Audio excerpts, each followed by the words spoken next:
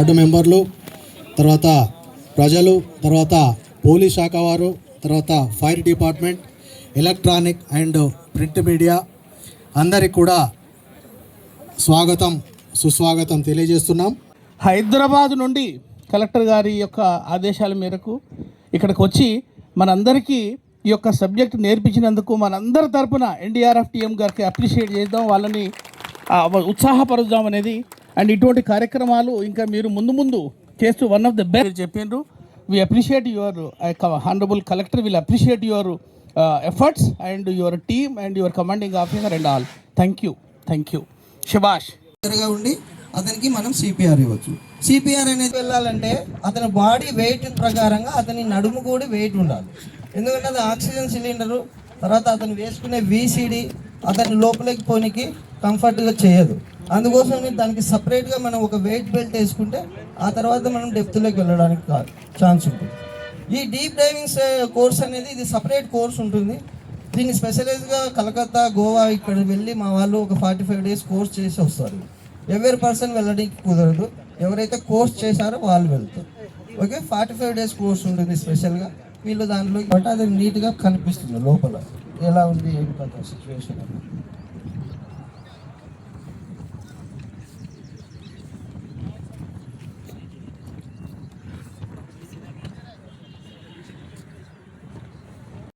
Sir ఈ ఎక్సిబిషన్స్ని first aid అంటారు. ఇప్పుడు మెడికల్లో సార్ చెప్పారు, మెడికల్ డిపార్ట్మెంట్ వాళ్ళు ఫస్ట్ ఎయిడ్ కిట్ అని చెప్పేసి, ఫైర్ డిపార్ట్మెంట్కి ఇది ఫస్ట్ ఎయిడ్ కిట్ లాంటివి. సో ఇవి ఖచ్చితంగా ప్రతి ఒక్క షాపింగ్ మాల్స్లో కానీ, హాస్పిటల్స్లో కానీ, సినిమా థియేటర్స్లో కానీ, ఎక్కడైనా షాపింగ్ మాల్స్లో కానీ ప్రతి ఒక్క దగ్గర వీటిని గమనించి ఉంటారు. ఇవి ఏంటంటే ఫైర్కి సంబంధించినటువంటి ఫస్ట్ ఎయిడ్ కిట్. అంటే ఫైర్ డిపార్ట్మెంట్ వాళ్ళు వచ్చేలోపు అక్కడ చిన్న ఫైర్స్ అయినప్పుడు వెంటనే దాన్ని కంట్రోల్ చేయడానికి వీటిని ఉపయోగిస్తారు అన్నమాట.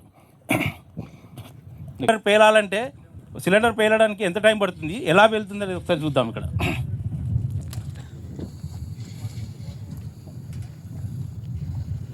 మామూలుగా గ్యాస్ లీక్ అయ్యడానికి మెయిన్ కారణం ఏంటంటే మనము ఈ పైపులు నాణ్యత లేని పైపులు వాడడం, లేకపోతే మనం ఫస్ట్ సిలిండర్ మనకు డెలివరీ వచ్చినప్పుడే ఇది ఒకసారి ఓపెన్ చేయి. సిలిండర్ బాయ్ ఇచ్చినప్పుడు మీరు చెక్ చేసుకోవాల్సిన మొదటి విషయం ఇది. ఖచ్చితంగా వాటర్ పోసి ఒకసారి చెక్ చేసుకోండి.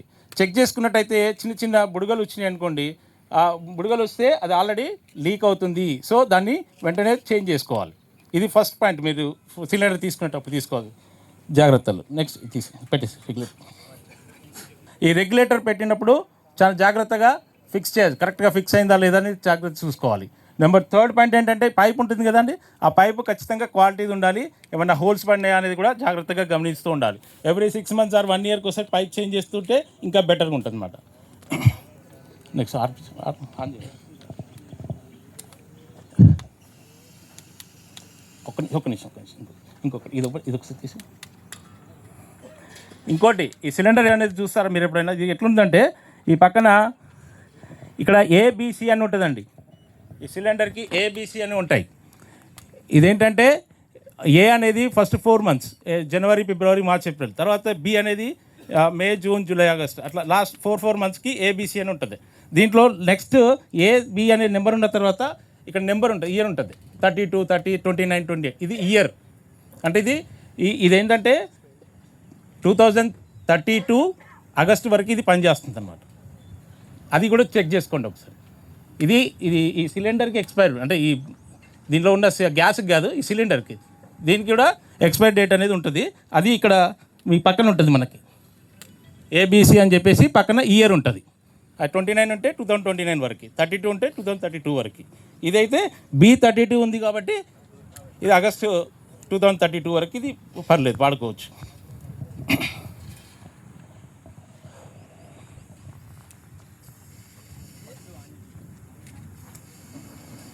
చూడండి, ఇప్పుడు ఫైర్ లీక్ అయింది, అక్కడ రెగ్యులేటర్ దగ్గర మంట వస్తుంది. అంటే పైప్ ఆల్రెడీ కాలిపోయింది అనుకుందాం.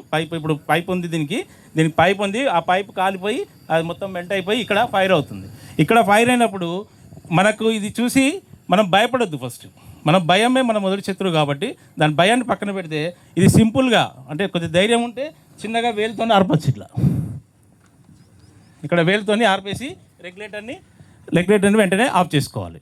ఒకవేళ అంత దూరం పోలేం సార్, భయం అవుతుంది అంటే ఎండమిక్ సిచ్యువేషన్స్ ఏమైనా ఉన్నాయో చూసుకొని అక్కడ డిసీజెస్ అనేటివి మనం ఐడెంటిఫై చేయాలి. ఐడెంటిఫై చేశాక మెయిన్గా మనం చేయాల్సింది chlorination and breeding places control చేయాలి. Larvicidal methods and adult mosquito breeding places అన్నీ అరికట్టాలి. ఆ తర్వాత మనం మెయిన్గా మన ఫీల్డ్ లెవెల్లో చేయాల్సింది ర్యాపిడ్ కిట్స్ యూజ్ చేసేసుకొని మన శాంపిల్స్ అనేది కలెక్ట్ చేయాలి. అట్లా ఎక్కడైతే పాజిటివ్స్ ఎక్కువ వచ్చాయో అక్కడ మొబిలైజేషన్ అని చేసేసుకొని మనం హయ్యర్ సెంటర్కి రిఫర్ చేసి వాళ్ళని ట్రీట్మెంట్ చేయాల్సి ఉంటుంది. మనం ఇంకా లైక్ సన్స్ట్రోక్ ఏరియాస్ కానీ ఎక్కడైతే డీహైడ్రేషన్స్ అనేటివి మనకు మెయిన్గా డీహైడ్రేషన్స్ అనేటివి ఎక్కువ ఉంటాయి. అండ్ సమ్మర్లో కూడా మనకు డిహైడ్రేషన్స్ అనేవి ఎక్కువ ఉంటాయి. ఆ టైంలో మనం ఓఆర్ఎస్ అనేటివి మనం డిస్ట్రిబ్యూట్ చేసేసి మెయిన్గా ఎలక్ట్రోలైట్ ఇంబ్యాలెన్స్ నుంచి పేషెంట్స్ అందరినీ కాపాడడం జరుగుతుంది. నెల్లుట్ల చెరువులో మనము ఈరోజు ప్లాన్ చేసుకున్నాము. సో దీనికి విచ్చేసిన డీసీపీ గారు, ఏసీపీ గారు, all revenue departments, all line departments అందరు కూడా, ఎలక్ట్రిసిటీ, ఇరిగేషన్ అండ్ అందరు municipality and also we have all the health department వాళ్ళు ఆల్సో ముఖ్యంగా కొత్తగా ఎన్నికైన సర్పంచెస్ కూడా స్పెషల్గా ఈ కార్యక్రమానికి పిలవడం జరిగింది. సో వారికి అండ్ ఎలక్ట్రానిక్ మీడియా అందరికి కూడా నమస్కారాలు. సో జనగామ జిల్లా ముఖ్యంగా ఎన్డీఆర్ఎఫ్ వారికి రిక్వెస్ట్ చేయగా వాళ్ళు ప్రత్యేకంగా ఈ కార్యక్రమాన్ని మాక్ ఎక్సర్సైజ్ ప్లాన్ చేయడం జరిగింది. సాధారణంగా ప్రతి జిల్లాకి ఒక యాక్టివిటీ ఉంటుంది. ఉదాహరణకి సంగారెడ్డిలో చాలా ఇండస్ట్రీస్ ఉంటాయి కాబట్టి అక్కడ ఇండస్ట్రియల్ యాక్సిడెంట్స్ అవుతాయి కాబట్టి ఎన్డీఆర్ఎఫ్ అనేవాళ్ళు మాక్ డ్రిల్ అనేది దాని అనుగుణంగా చేస్తారు. కానీ మన జనగాం జిల్లాకు చూసుకుంటే ఏమి ఉన్నాయి డిజాస్టర్స్ అని చూసుకుంటే లాస్ట్ 5-10 ఇయర్స్ చూసుకుంటే అన్నీ కూడా ఫ్లడ్స్, ఎప్పుడైనా అధిక వర్షం పడినప్పుడు వచ్చే ఫ్లడ్స్ ఉన్నాయి కాబట్టి సో మన జనగామ జిల్లా తరఫున ఫ్లడ్స్ రిలేటెడ్ ఆస్పెక్ట్ ఉంది కాబట్టి ఫ్లడ్స్ రిలేటెడ్ మాక్ ఎక్సర్సైజ్ చేయవలసిందిగా ఎన్డీఆర్ఎఫ్ బృందాన్ని సెలెక్ట్ చేయడం జరిగింది. సో దాని రిలేటెడ్ కూడా మన జనగాం జిల్లాలో చూసుకుంటే ఎక్కడ రివర్స్ లేవు, పెద్ద పెద్ద పారే రివర్స్ లేవు. కానీ మన దగ్గర చూసుకుంటే ఊర్లలో జరిగే చిన్న చిన్న చెరువులు, పాండ్స్, రిజర్వాయర్స్ దగ్గర ఎక్కువ మంది ఇన్సిడెంట్స్ అవుతున్నాయి కాబట్టి సో ఈ చెరువుని మనం సెలెక్ట్ చేయడం జరిగింది. సో దట్ ఇలాంటి చెరువులో కూడా మనం మాక్ ఎక్సర్సైజ్ చేయడం వల్ల ప్రజల్లోకి అండ్ మా యొక్క ఆఫీసర్స్ అందరికి కూడా నేర్చుకోవడానికి ఈజీగా ఉంటుందని ఎన్డీఆర్ఎఫ్ బృందం ఈ చెరువు దగ్గర మనం స్పెషల్గా ప్లాన్ చేయడం జరిగింది. సో గత వర్షాలు కూడా చూసుకుంటే నాకు తెలిసినంత వరకు ఒక 2-3 ఇన్సిడెంట్స్ జరగడం జరిగింది. అది ఒక 4-5 జాఫర్గఢ్ మండలంలో అనుకుంటాను. సో 4-5 రైతులు అందరు కూడా వెళ్ళి పొలం మధ్యలో పనిచేసుకుంటూ ఉన్నారు. సో సడన్గా వర్షం రావడం జరిగింది. సో అక్కడ వాగు దాటలేకపోయారు, రాత్రంతా అక్కడ ఉండడం జరిగింది. నియర్ బై ఏదో ఒక పశువుల పాకలో ఉండి అక్కడ రాత్రి పాలు తాగి అక్కడే ఉండడం జరిగింది. సో అలాంటి సిచ్యువేషన్ కనుక వస్తే టైమ్లీగా ఆ టైంలో ఏం మొబిలైజ్ చేయాలనేది కూడా ఇప్పుడు ఈ చెరువులు, పాండ్స్ ఎలా మొబిలైజ్ చేయాలనేది కూడా వాళ్ళు నేర్పించడం జరుగుతుంది. అలాగే ఒక దురదృష్టవశాత్తు లాస్ట్ వర్షాకాలంలో కూడా ఒక కపుల్ మన జనగాం జిల్లా గన్పూర్ నుంచి జాఫర్గఢ్ వెళ్తున్నప్పుడు one person, ఒక husband and wife or some boy or girl, ఇద్దరు వెళ్తున్నారు. సో బాయ్ వెళ్తున్నారు, గర్ల్ కూడా పడ్డారు. కింద పడడం వల్ల గర్ల్ అనే ఆమె పాండ్లో పడడం వల్ల దొరకడం కష్టమైంది. ఒక 2-3 days తర్వాత she is declared death. So ఇలాంటి ఇన్సిడెంట్స్ కూడా అంటే చెరువులు, రిజర్వాయర్స్ పక్కన కూడా ఉండే గ్రామాలు ముఖ్యంగా ఇవి చాలా జాగ్రత్తగా ఉండాలి కాబట్టి సో ఈ మాక్ ఎక్సర్సైజెస్ వాళ్ళు ప్రత్యేకంగా ఇది చూసి అవగాహన పెంచుకోవాల్సిన అవసరం ఉంది. అండ్ ముఖ్యంగా మన జనగాం జిల్లాలో రిజర్వాయర్స్ కూడా చాలా ఉన్నాయి. అందులో కూడా చాలామంది ఫిషర్మెన్ వేటకు వెళ్తున్నారు. సో గన్పూర్ రిజర్వాయర్ కానీ, మన చిట్టగోడు రిజర్వాయర్ కానీ, ఇలా వేరే గండిరామారం కానీ ఇలా చాలా రిజర్వాయర్స్ ఉన్నాయి కాబట్టి అందులో కూడా చాలా వరకు ఇప్పటివరకు ఏమి ఇన్సిడెంట్స్ అవ్వలేదు. కానీ ఒకవేళ పొరపాటున ఎవరైనా ఫిషర్మెన్ ఎవరైనా స్ట్రక్ అయినా కూడా దాని రిలేటెడ్ కూడా మాక్ ఎక్సర్సైజ్ అనేది కూడా వాళ్ళు పబ్లిక్ని సేవ్ చేయడానికి ఎలా హెల్ప్ చేస్తారు అనేది కూడా ప్లాన్ చేయడం జరుగుతుంది. సో ప్రభుత్వం చాలా ప్రతిష్టాత్మకంగా విపత్తులు వచ్చినప్పుడు ఎదుర్కోవడానికి యంత్రాంగానికి ఇది సైలెంట్ పీరియడ్ అంటారు. సో వర్షం జూలై, ఆగస్ట్, సెప్టెంబర్లో ఉంటుంది కాబట్టి ఫిబ్రవరి, మార్చ్ సైలెంట్ పీరియడ్లోనే ఇలాంటి యాక్టివిటీస్ చేస్తాం కాబట్టి ఈ సైలెంట్ పీరియడ్లో మనము ట్రైన్డ్ పర్సన్స్ని మనము చేసుకోవాల్సిన అవసరం ఉంది. సో ఈ యొక్క సెషన్ ద్వారా ట్రైనింగ్ అనేది మన యొక్క జిల్లా వాళ్ళందరికీ కూడా మంచి అవకాశంగా భావించాలి. అండ్ ముఖ్యంగా ఎస్డిఆర్ఎఫ్ కూడా రాష్ట్ర ప్రభుత్వం కూడా ప్రత్యేకంగా గౌరవ ముఖ్యమంత్రి రేవంత్ రెడ్డి గారు కూడా స్పెషల్ గా స్టేట్ ఎస్డిఆర్ఎఫ్ని కూడా స్పెషల్గా లాస్ట్ ఇయర్ మనం లాంచ్ చేయడం జరిగింది. సో ఎన్డీఆర్ఎఫ్కి ఈక్వలెంట్గా ఎస్డిఆర్ఎఫ్ కూడా మన జిల్లాలో కూడా ఒక 30-40 మెంబర్స్ వర్షాలు వచ్చినప్పుడు కూడా ఇక్కడ వస్తుంటారు. కాబట్టి సో విపత్తులు వచ్చినప్పుడు సపోర్ట్ చేయడానికి మనకి 13th మామ్నూర్ బెటాలియన్ వరంగల్లో కూడా మనకి స్టేషన్ అయి ఉంది. సో అక్కడ నుంచి కూడా ఎక్స్ట్రా ఫోర్స్ మనకి రిజర్వ్ ఫోర్స్ ఉంది. కాబట్టి సో అన్ని విధాలుగా జిల్లాలో ఎక్కడ విపత్తు వచ్చినా కూడా ఎన్డీఆర్ఎఫ్ అనేది స్టేషన్ అయి ఉంది, ఎస్డిఆర్ఎఫ్ అనేది ఒకటి స్టేషన్ అయి ఉంది, అండ్ 13th బెటాలియన్ మామ్నూర్ నుంచి కూడా స్టేషన్ అయి ఉన్నారు.